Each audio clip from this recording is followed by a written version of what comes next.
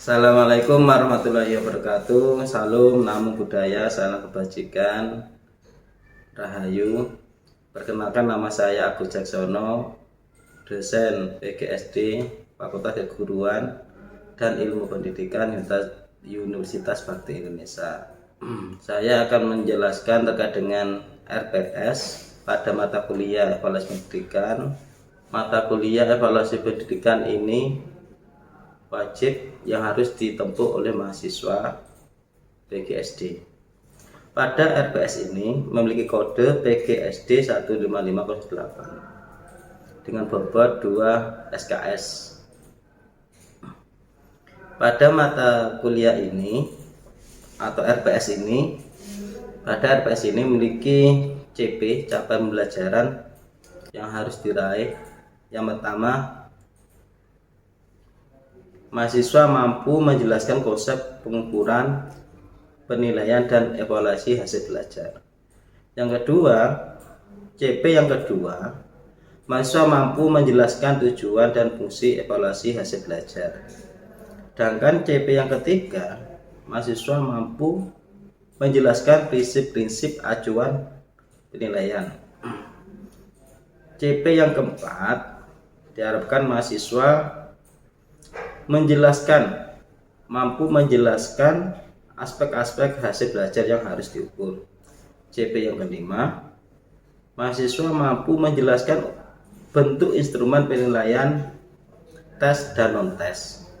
Selanjutnya, CP yang keenam, mahasiswa mampu merencanakan dan pengembangan tes dan non-tes. Selanjutnya, CP yang ketujuh, mahasiswa mampu membuat instrumen tes LOT dan HOT. CP yang kedelapan, mahasiswa mampu melakukan penskoran hasil tes. CP ke-9, mahasiswa mampu membuat analisis tingkat kesukaran dan daya pembeda. CP yang ke-10, mahasiswa mampu membuat analisis tes validitas dan reliabilitas. CP yang ke-11, mahasiswa mampu memahami dan membuat prosedur administrasi dan pelaporan hasil pengukuran dan penilaian.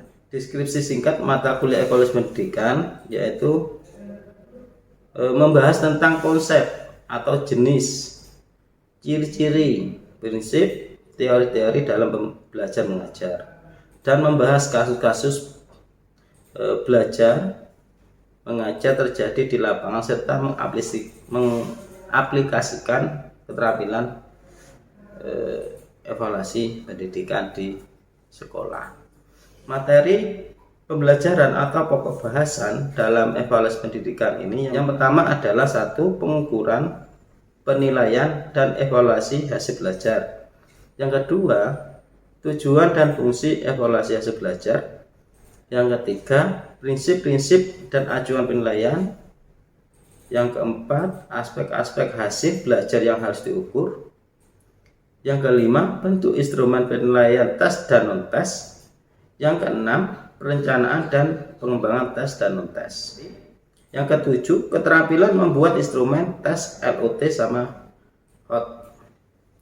HOT. Yang kedelapan, penskoran hasil tes, yaitu skor tes objektif, skor tes isi, mengubah skor mentah menjadi skor standar.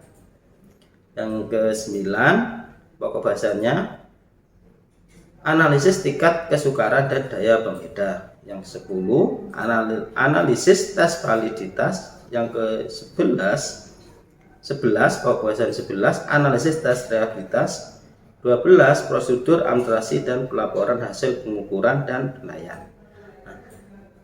Inilah pokok-pokok bahasan atau materi yang akan diulas atau yang akan dibahas dalam RPS dalam perkuliahan evaluasi pendidikan pada mahasiswa pendidikan guru sekolah dasar. Selanjutnya, media pembelajaran yang digunakan, yang pertama menggunakan PowerPoint, LCD, laptop, whiteboard, dan lain sebagainya. Selanjutnya, terkait dengan strategi perkuliahan yang dilakukan Pertama, menggunakan tatap muka. Kegiatan presentasi materi kuliah berdasarkan topik-topik mingguan yang telah disusun. Jadi materi yang sudah dibuat, yang disusun itu akan disampaikan pada setiap minggu. Setiap minggu itu ada penyusunan materi atau bahasan yang harus disiapkan oleh saya sendiri selaku dosen untuk bisa disampaikan ke mahasiswa. Yang kedua, strateginya bisa diskusi kelas. Mahasiswa itu mendapatkan tugas kelompok atau materi yang dibuat, materi yang dilakukan, materi yang dibuat untuk dijadikan bahan diskusi dalam kelompok tersebut. Selanjutnya, penugasan yang strategi 3 ini penugasan, yaitu materi yang ada di RPS tadi itu diberikan kepada mahasiswa untuk dibuat makalah atau paper dan disertai dengan PPT untuk digunakan dalam presentasi kelompok. Selanjutnya bisa kuis. Kuis ini ada pertanyaan-pertanyaan yang dilakukan oleh saya dan dijawab oleh mahasiswa. Jadi demikian terkait dengan penjelasan RPS tersebut. Mungkin itu saja dari saya. Terima kasih. Kurang lebihnya mohon maaf. Saya akhiri. Assalamualaikum warahmatullahi wabarakatuh. Assalamualaikum warahmatullahi wabarakatuh. Waalaikumsalam warahmatullahi wabarakatuh. Bagaimana kabarnya teman-teman mahasiswa?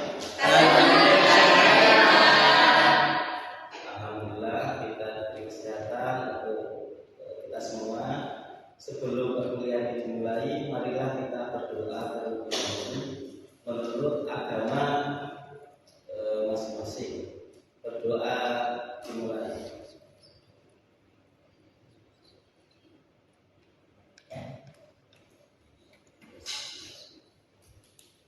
Berdoa selesai. Semoga dengan berdoa ini kita diberi pelajaran untuk perkuliahan pada pagi hari ini. Amin. Mendapatkan ilmu yang bermanfaat untuk kita semua. Amin.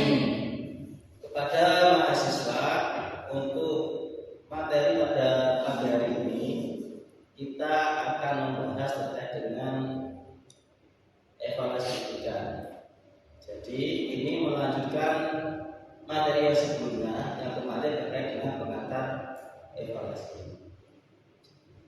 Maka dari itu teman-teman mahasiswa mohon disimak.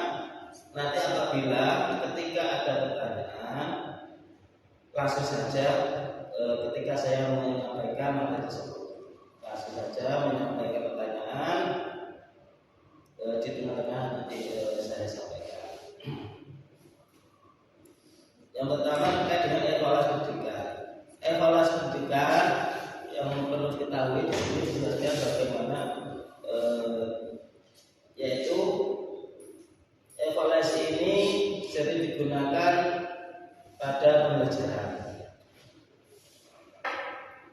terkait dengan mengevaluasi program tersebut. Mengapa evaluasi ini sangat penting? Yang pertama, karena tujuannya adalah untuk meningkatkan kualitas. Jadi adanya evaluasi ini digunakan untuk meningkatkan kualitas. Kualitas apa? Kualitas pembelajaran. Contoh, ketika guru mengajar di sekolah, itu yang harus dilakukan persiapan bahan-bahan yang akan digunakan dalam pengajaran. Contoh harus adanya MTP, harus adanya pengajar dan sebagainya. Ketika pengajaran sudah dimulai, evaluasi ini bisa diberikan. Begitu. Dengan harapan apa? Nanti pengajaran tersebut bisa menjadi lebih berkualitas. Jadi pentingnya evaluasi yang pertama adalah peningkatan kualitas pembelajaran kualitas. Yang kedua adalah pengambilan keputusan. Jadi evaluasi ini digunakan untuk pengambilan keputusan terkait dengan penilaian, keputusan terkait dengan program dan sebagainya, dan juga menjadi akuntabilitas, menjadi pertanggungjawaban. Selanjutnya untuk juga kenapa pentingnya evaluasi pendidikan, yaitu untuk pengembangan peserta didik, mengukur kemajuan belajar dan mengidentifikasi kebutuhan individu. Selanjutnya ini ada namanya jenis-jenis evaluasi pendidikan. Ada mahasiswa, jenis-jenis evaluasi pendidikan ada apa saja? Yang formatif dan sumatif. Formatif adalah, ada yang tahu gunakan apa evaluasi formatif itu? Bukan selama proses pembelajaran. Coba siapa namanya? Iswa, Pak. Oh, Iswa. Silakan Iswa. Evaluasi formatif dilakukan selama proses pembelajaran untuk memantau kemajuan dan memberikan feedback dari siswa. Oke. Ada lagi yang lain, mungkin ada pendapat lain. Formatif, evaluasi formatif. Untuk evaluasi formatif itu digunakan sejak dilaksanakan proses pembelajaran, karena nilai formatif atau evaluasi formatif itu bisa diambil pada nilai pembelajaran setiap hari. Mungkin seperti itu, Pak. Selanjutnya tadi jenis itu ada dua, formatif sama sumatif. Sekarang ada namanya pendekatan evaluasi. Pendekatan evaluasi. Di sini ada berapa? Tiga. Yang pertama Evaluasi kuantitatif, evaluasi kualitatif, evaluasi campuran. Evaluasi kuantitatif adalah Menggunakan analisis statistik. coba saya dulu ya, dibaca yang kita diskusikan. Coba saya ingin Untuk evaluasi kuantitatif yaitu mengenalkan data numerik dan analisis statistik, misalnya nilai tes dan juga survei yang berskala. evaluasi dulu. Evaluasi kualitatif. Siapa yang bisa menjelaskan? Saya ingin siapa ya? Ada yang mau bertanya? Bisa tunjuk? Siswa? Tidak tunjuk ya? Ya, Pak. Oke, coba sampai suaranya keras. Cewek sudah dah cowok cahaya. Silahkan cahaya. Saya sampaikan terima kasih kepada dosen pembimbing kita Pak Agus Jaksono. Untuk terkait evaluasi kualitatif, evaluasi kualitatif merupakan evaluasi yang mengumpulkan data non numerik, Pak. Seperti contoh, wawancara, observasi, serta studi kasus untuk pemahaman mendalam dari seorang siswa. Itu merupakan sedikit pengertian yang bisa saya jelaskan akan evaluasi kualitatif. Oke, terima kasih atas jawabannya. Terus dulu. Selanjutnya, siapa yang bisa menjelaskan terkait dengan evaluasi campuran? Dari sini siapa? Mungkin ada? Silakan. Mungkin tadi kan sudah sempat dijelaskan terkait dengan evaluasi kuantitatif dan juga kualitatif, di mana evaluasi campuran itu adalah gabungan antara evaluasi kuantitatif dan juga kualitatif. Di situ menggunakan metode numerik, yaitu tes dan juga survei berskala, dan juga akan dideskripsikan juga dengan teknik wawancara, observasi dan juga studi kasus. Itu merupakan gabungan antara kualitatif dan kualitatif.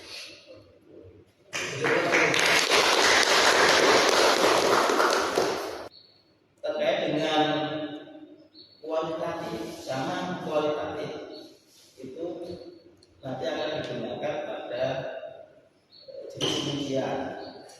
Nah, jenis penelitian itu ada namanya jenis penelitian kualitatif. ada kaitannya dengan evaluasi pendidikan.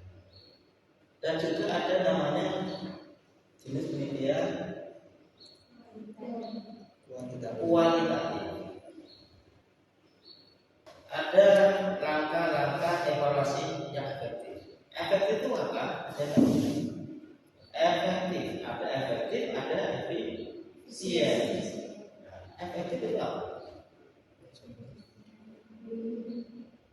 Yang sempurna. Kenapa? Yang sempurna. Yang sempurna dari valid yang sempurna. Mungkin lain? Yang tepat. Tepat. Ada lagi pendapat lain? Ada tepat. Efisien itu berkaitan dengan waktu. Di sini kita menjelaskan terkait dengan mata kuliah evaluasi pendidikan. Ada namanya langkah-langkah evaluasi yang efektif, yang sesuai apa? Sesuai dengan Standar. atau tepat sasaran. Yang pertama, ada yang bisa membantu saya? Ada berapa langkah-langkah yang harus digunakan? 5. Kita siapa? Resti, kan? Resti. Ada 5 langkah evaluasi efektif, yaitu yang pertama perencanaan, yang kedua pengumpulan data, yang ketiga analisis data, yang keempat pelaporan dan rekomendasi, yang kelima ada tindak lanjut. Menentukan tujuan evaluasi. Kenapa? Menentukan tujuan evaluasi. Ada lagi. Lain mungkin ada teman-teman yang lain. Kita. Belum. Sofi. Uswan. Menentukan pertanyaan dan kriteria keberhasilan. Itu masuk kategori apa? Perencanaan. Sania. Belum. Indah. Setuju dengan pendapat. Tujuh dengan pendapat. Itu kelas 12. Jadi itu ya. Jadi teman-teman, nanti ketika melakukan evaluasi, langkah-langkah yang harus dilakukan pertama di sini ada perencanaan. Perencanaan yang harus dilakukan apa? Yang pertama, menentukan tujuan evaluasi. Tujuannya apa sih? Yang kedua, mengolah data. Data di sini ada apa? Di dalam mengolah data apa yang harus dilakukan? Memilih metode. Sesuai dengan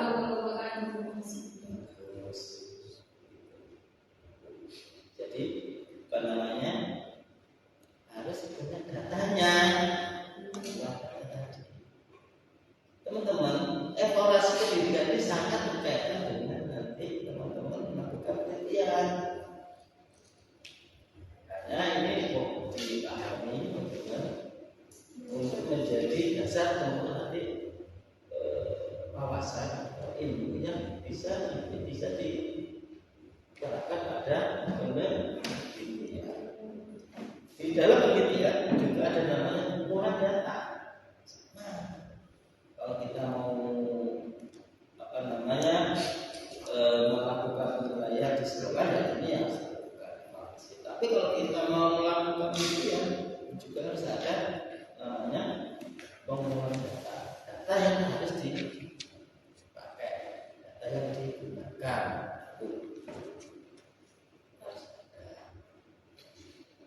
Pengumpulan data penelitian kualitatif maupun kualitatif juga harus ada. Juga selain dikumpulkan, selain itu apa langkahnya? Analisis.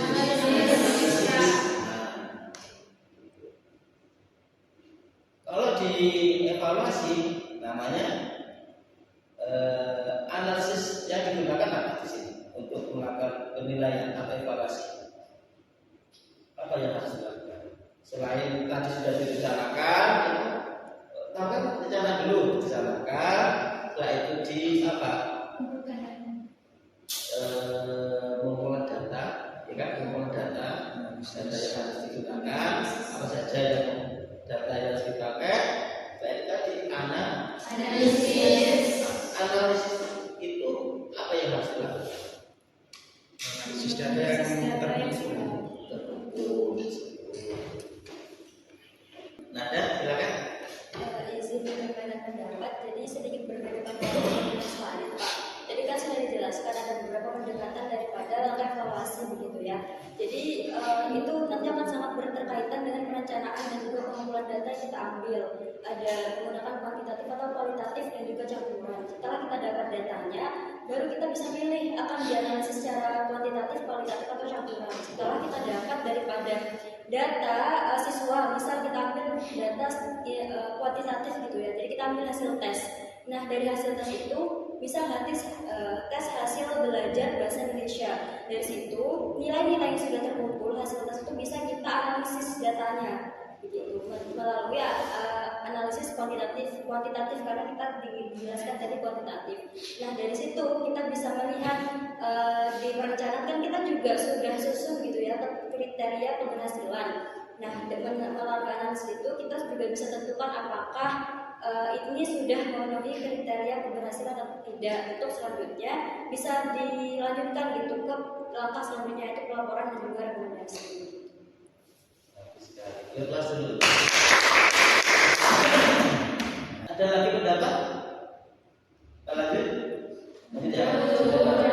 Setelah dia pertama kan dilakukan ketika kita melakukan evaluasi, yang pertama melakukan perencanaan.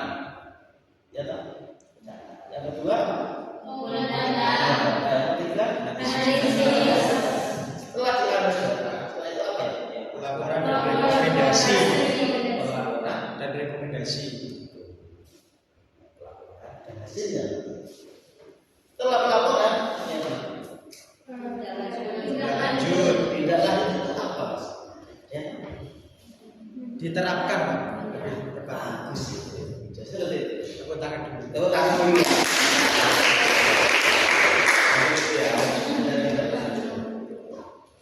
Dari sini sudah jelas ya masalah yang dilakukan. Ada tantangan dalam informasi. Juga bisa dibacakan. Evaluasi pendidikan sering menghadapi tantangan seperti kompleksitas data, isu etika dan privacy, serta keterbatasan sumber daya. Penting untuk mengatasi hambatan ini dengan perencanaan yang cermat dan strategi yang tepat. Oke. Selanjutnya ada pemanfaatan teknologi dalam informasi. Coba bisa dengan seperti apa? Teknologi yang bisa digunakan untuk evaluasi. Ada yang Mungkin untuk mengukur nilai peserta didik. untuk mengukur Nilai peserta peserta didik. didik. Ada lagi pemanfaatan teknologi dalam apa? Dalam informasi. Mungkin izin menambahkan dari Mas Farid Silakan. untuk mengambil nilai kalau tidak salah tadi Pak. Kita kan yang sekarang sudah banyak begitu. Kalau dulu kita mungkin asesmennya atau penilaiannya menggunakan kertas lalu ditulis begitu. Dalam pergeseran zaman saat ini di era teknologi atau di digitalisasi saat ini kita sudah mengenal kayak aplikasi semacam Quizzes begitu, itu juga bisa untuk menjadi platform guru melakukan evaluasi kepada siswa begitu. Jadi di situ kita juga bisa mendapatkan nilai siswa secara real time gitu Pak. Jadi setelah melakukan tes langsung ada nilainya begitu. Mungkin itu yang bisa saya. Bagus sekali. Kesimpulannya dari kita bahas tadi, yang pertama di sini apa? Terus Bukan hanya pengumuman, tetapi alat untuk pertumbuhan dan peningkatan kualitas pendidikan. selanjutnya Pendekatan holistik apa yang dimaksud dengan pendekatan holistik? adalah gabungan metode kuantitatif dan kualitatif untuk pemahaman komprehensif. Jadi teman-teman terkait dengan apa namanya ketemuan pada pagi hari ini.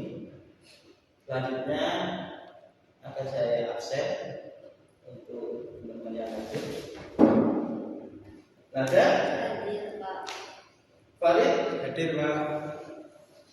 Cahya.